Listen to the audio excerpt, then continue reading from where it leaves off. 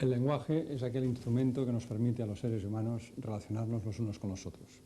A la vez, el lenguaje es instrumento indispensable para establecer nuestras ideas y nuestros pensamientos.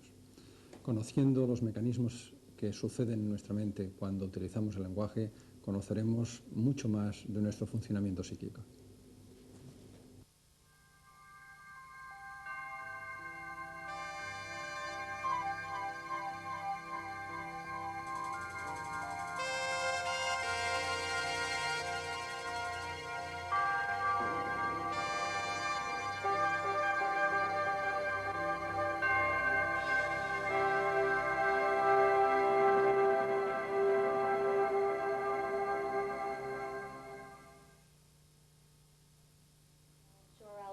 Talking to you next month. Do impeach your modesty too much. Did you discuss the diversion with Director Casey? No. Well, it is a huge contract, and we have some major differences.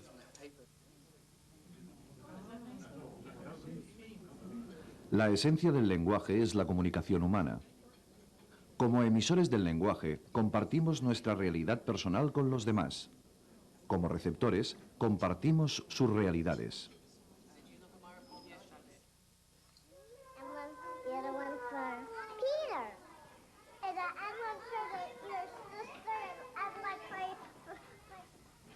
Los psicólogos, estudiando cómo los niños aprenden a utilizar el lenguaje en la comunicación social, esperan descubrir realidades sobre la mente humana y también sobre la sociedad y la cultura.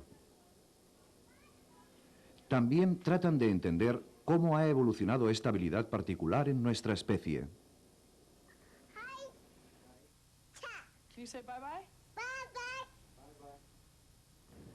¿Nacemos con una predisposición incorporada para utilizar el lenguaje? ¿Cómo aprendemos a utilizar las palabras y a estructurar las frases de manera coherente? ¿Qué papel desempeñan los padres a la hora de enseñar a los niños a comunicarse? ¿Qué es lo que hace hablar a los niños? Tan pronto como nace un niño, se inicia un proceso sorprendente, un proceso que todos damos por hecho, el desarrollo de la comunicación y del lenguaje.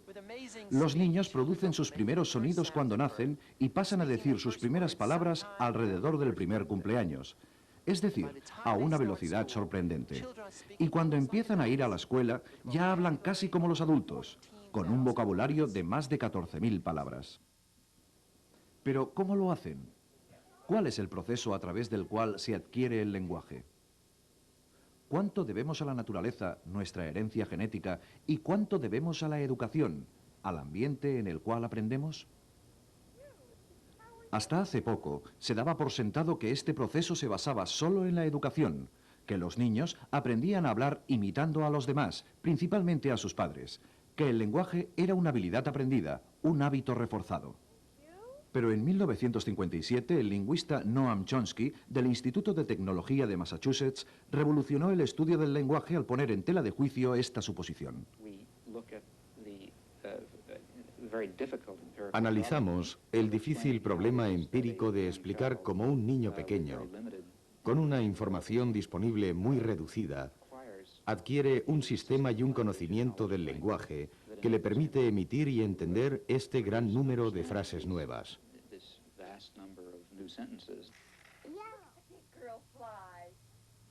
La psicóloga Jean Berko Gleason, de la Universidad de Boston, es una experta en el desarrollo del lenguaje. Chomsky y sus seguidores creen que los seres humanos llegan al mundo con lo que ellos llaman un mecanismo de adquisición del lenguaje, lo que en realidad equivale a una estructura neurológica en el cerebro. No han especificado dónde está, pero dicen que el mecanismo de adquisición del lenguaje es lo que hace posible que los niños aprendan cualquier lengua en cualquier parte y que solo los seres humanos poseen este mecanismo, que es el que hace posible que los niños adquieran el lenguaje y conozcan la estructura profunda o el significado del lenguaje, porque los principios son innatos.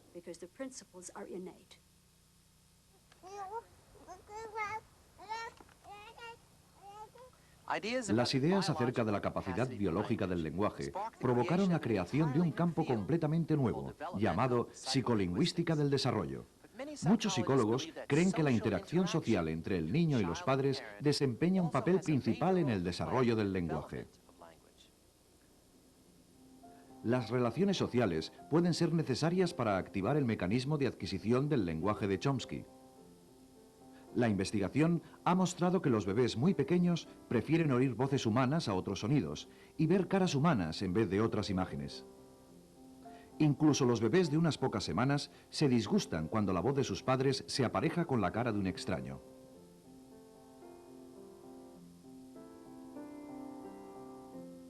El papel de la interacción social en el desarrollo del lenguaje ha sido el tema principal del trabajo de Berko Gleason.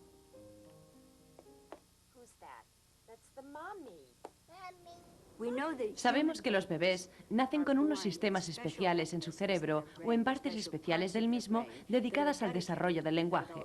También sabemos que tienen capacidades especiales que solo los humanos parecen tener, pero el disponer de una capacidad neurológica especial no garantiza la adquisición del lenguaje.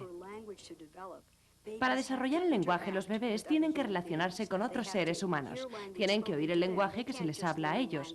No lo pueden aprender si solo oyen lo que se habla a su alrededor o dicen en la televisión. Tienen que interactuar con otra gente. La interacción social es realmente la base del desarrollo del lenguaje en los niños.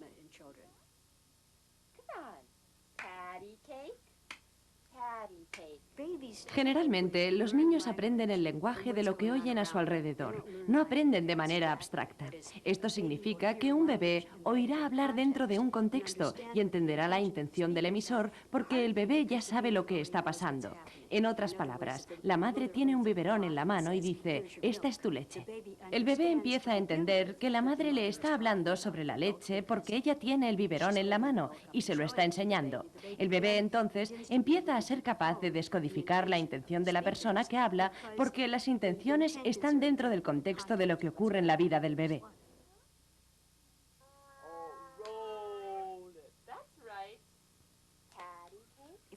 Si observamos a las madres junto a sus bebés, podemos ver que éstas hacen cosas muy típicas para que los bebés aprendan a hablar. En una familia de habla inglesa, por ejemplo, a los bebés se les habla mucho más despacio que al resto de la familia. Los padres pronuncian muy claro cuando se dirigen a sus bebés, utilizando frases cortas y sencillas con muchas repeticiones. La gente dice, mira el libro, esto es un libro bonito. De esta manera, al bebé le es más fácil descodificar el lenguaje que no si el bebé oyera a los adultos hablar sobre política durante la cena.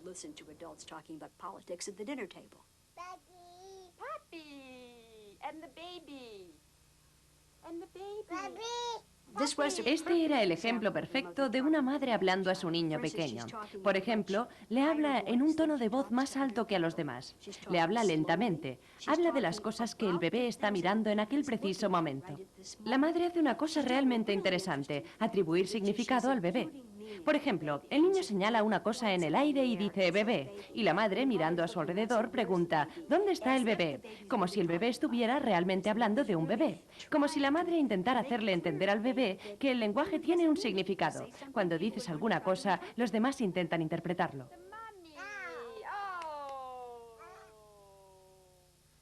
Por consiguiente, tanto la naturaleza como la educación son importantes en el desarrollo del lenguaje, pero también existe otro proceso crucial que analizar. La investigación ha demostrado que cada niño en cada cultura pasa por algunas de las mismas secuencias y por las mismas etapas a la hora de hablar su lengua materna. Este proceso universal sugiere que también hay alguna forma de maduración biológica a tener en cuenta. Al igual que sucede al comer o andar, lo que un niño pueda hacer con el lenguaje en un momento dado depende del programa de desarrollo. Este programa regula la maduración del cerebro y de ciertos músculos de la boca y de la garganta que son necesarios para la comunicación. La primera etapa en la adquisición del lenguaje podría ser el llorar. Es nuestro primer acto de comunicación. Los bebés lloran porque tienen hambre o están cansados o tienen frío o les duele algo. Y el sonido que producen suele provocar la respuesta social deseada. Otros sonidos comparables son los arrullos y gorjeos que empiezan a emitirse alrededor del segundo mes. El segundo paso en el desarrollo del lenguaje es el balbuceo de sonidos silábicos.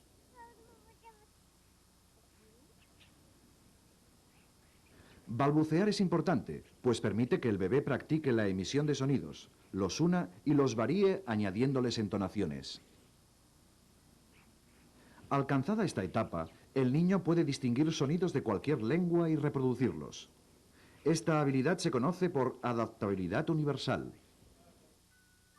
Pero cuando el niño cumple 1 año, pierde esta flexibilidad. El niño se convierte en un especialista de su propia lengua materna, distinguiendo y reproduciendo solo aquellos sonidos que pertenecen a aquella lengua. Sin embargo, las primeras conversaciones de los niños no contienen palabras. Se comunican con sus padres alternando y coordinando sonidos y entonaciones.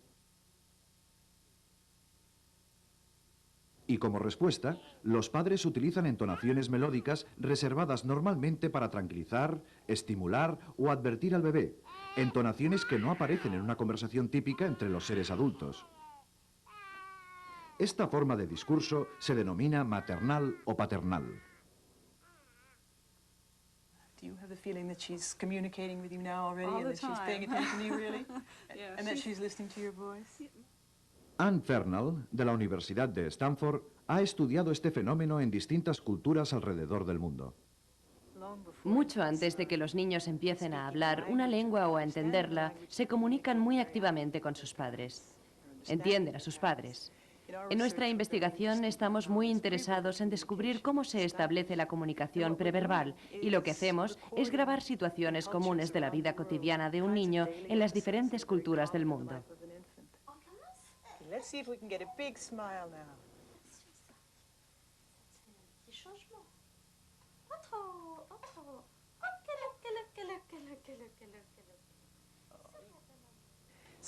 Hasta ahora hemos experimentado con distintas lenguas europeas, francés, italiano, alemán, inglés y también el inglés americano, y también con una lengua nigeriana llamada Hausa, además del japonés. Y hemos encontrado que las melodías que aparecen en el habla de los padres y de las madres en estas situaciones son muy similares.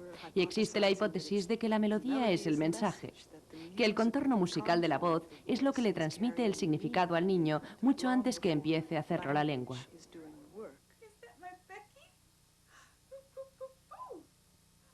Y los niños todavía no prestan atención a las palabras ni a las unidades lingüísticas de información, pero a través de los tipos de melodías que la madre utiliza, los niños pueden captar alguna cosa sobre sus emociones, intenciones o sentimientos.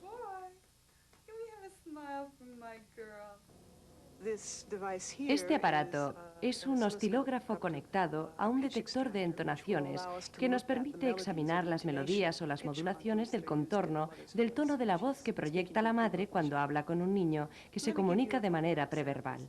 Les daré 2 ejemplos. En inglés americano, para alabar a un niño y hacerle saber que estamos contentos de algo que ha hecho, se le dice: "Muy bien, chico, muy bien", arriba y abajo. Y este es el esquema común que encontramos. Por lo tanto, observamos que el tono empieza bajo, aumenta hasta el crescendo y desciende otra vez.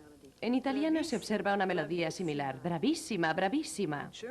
En alemán dirían: "Ja schon, doll gut macht das". De nuevo observamos el mismo modelo de ascenso y descenso. La melodía sube y vuelve a bajar otra vez, arriba y abajo de nuevo, y alcanza un tono muy alto cuando está arriba.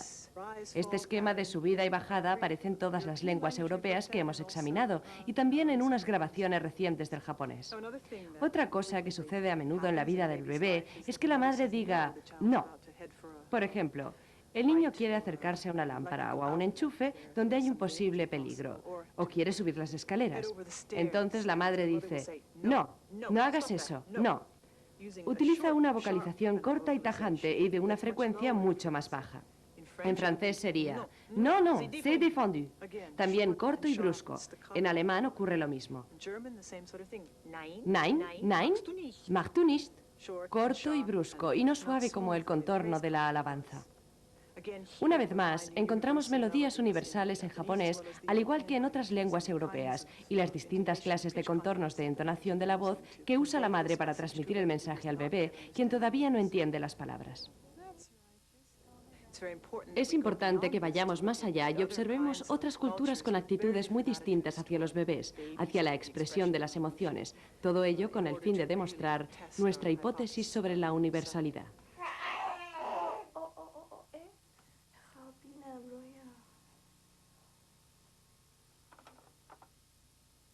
Una vez que los niños han practicado los procesos básicos del habla, están preparados para el tercer paso en el desarrollo del lenguaje, que llega hacia el final del primer año, el nivel una palabra. Las primeras palabras forman parte de un ritual de comportamiento, como por ejemplo decir hola o adiós. El siguiente grupo de palabras es aquel que expresa relaciones de varios tipos.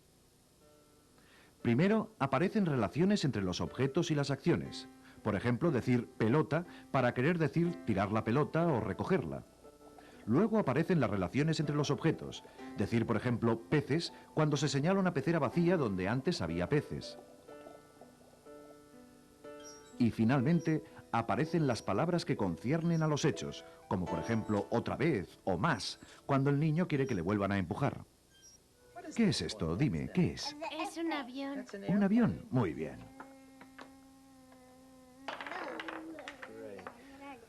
Cuando un niño aprende a utilizar palabras como pelota o pez o más, está aprendiendo a utilizar símbolos. Las palabras, al fin y al cabo, están para algo más, los objetos o las acciones que describen.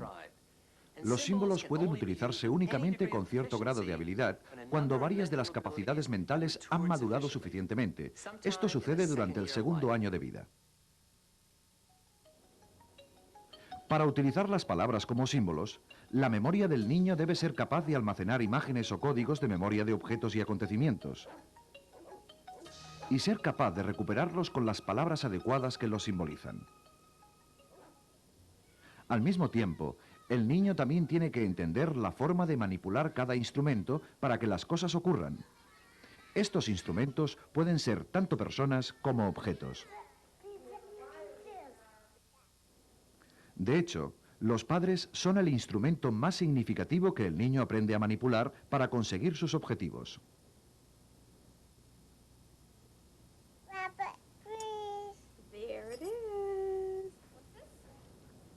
Seguidamente se llega al nivel dos palabras.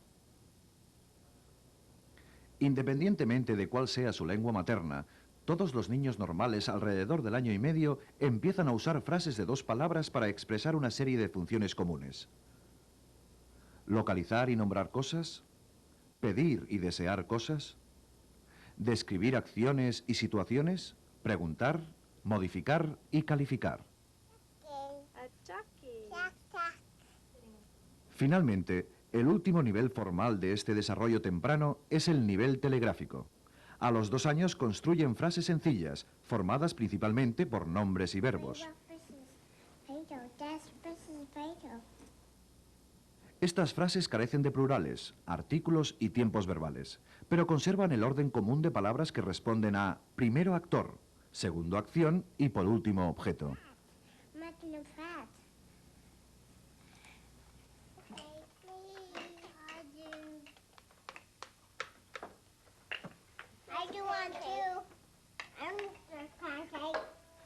Cumplidos los 2 años, a medida que progresan las habilidades mentales del niño, surgen las primeras restricciones, tales como cuánta información puede otorgar el niño o niña a una frase coherente. A los 4 o 5 años, el niño utiliza el lenguaje de forma muy parecida a como lo hace un adulto. La tarea más importante durante estos primeros años ha sido la de descubrir las regularidades subyacentes en la manera en que los adultos utilizan el lenguaje, las reglas gramaticales y sintácticas. Dan Slovin es un psicolingüista de la Universidad de Berkeley, de California. Slovin ha estudiado el proceso en que los niños aprenden un sistema de reglas gramaticales por sí mismos, sin imitar a la gente de su alrededor. Durante los últimos 20 años aproximadamente, hemos enviado equipos de investigación por todo el mundo, selvas, ciudades, pueblos, que han grabado el discurso de los niños pequeños para comprobar cómo empiezan a adquirir sus lenguas maternas. Y hemos descubierto que no importa la lengua que sea o el entorno social en que el niño la aprende, porque todos los niños a los 2 años empiezan a aplicar las estructuras gramaticales de las lenguas que oyen.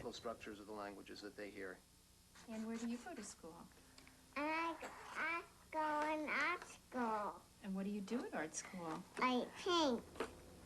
En nuestro idioma, por ejemplo, existe un orden gramatical muy estricto. Primero se habla sobre lo que se va a hacer y luego con qué objetivo. Se dice, dame una galleta, bébete la leche, enséñame la mano. La primera palabra siempre se refiere a la acción. La segunda se refiere al objeto. Por lo visto, la separación entre acción y objeto es bastante universal en las lenguas. Y los niños aprenden esto muy pronto. Los niños, en el nivel 2 palabras, aprenden muy rápido el orden gramatical y lo usan incluso para decir frases cortas. En un inglés sencillo, los niños dicen cosas como, quiero galleta. No dicen, galleta quiero. Dicen, más leche y no leche más. Primero hablan de la acción y luego del objeto. Por lo tanto, ya hablan gramaticalmente.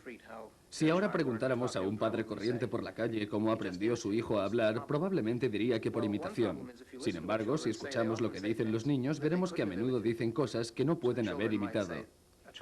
Por lo tanto, un niño podrá decir algo así como, yo he rompido el vaso, o yo caíste. Los adultos no dicen cosas como rompido o yo caíste, pero los niños sí. Y si escuchamos a un niño diciendo cosas como rompido o yo caíste, significa que el niño ha creado su esquema para construir en pasado.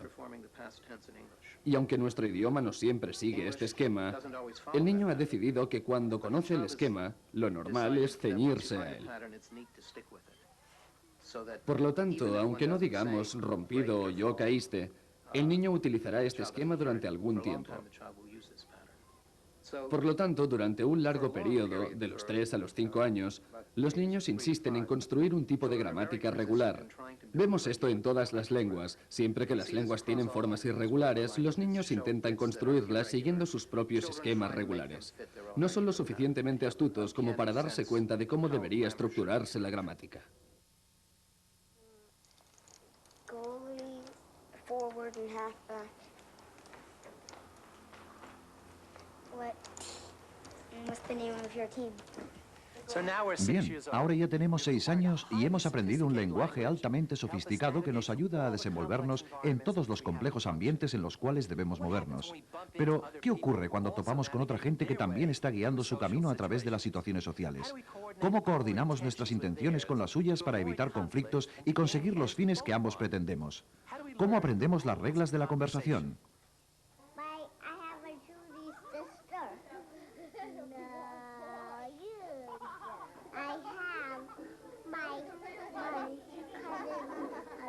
My cousin John and my cousin Gago. De acuerdo con los psicolingüistas, la mayoría de diálogos son unas formas altamente estructuradas de comunicación social. Estas incluyen 3 características esenciales que deben ser entendidas y compartidas por ambas partes. La primera característica es la de iniciar una conversación de manera que indique una predisposición para hablar. La segunda es entender las reglas no escritas para participar por turnos. Y la tercera es poner fin a la conversación de mutuo acuerdo. Cuando estas normas que parecen tan simples no se llevan a cabo correctamente, el resultado es la confusión o a veces hasta la angustia.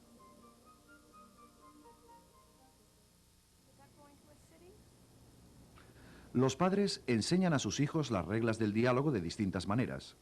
Les hacen participar en conversaciones, les formulan preguntas y buscan la respuesta.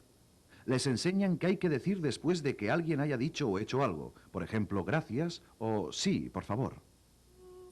Please, please, please. Please, please, please. Thank you, thank you, thank you.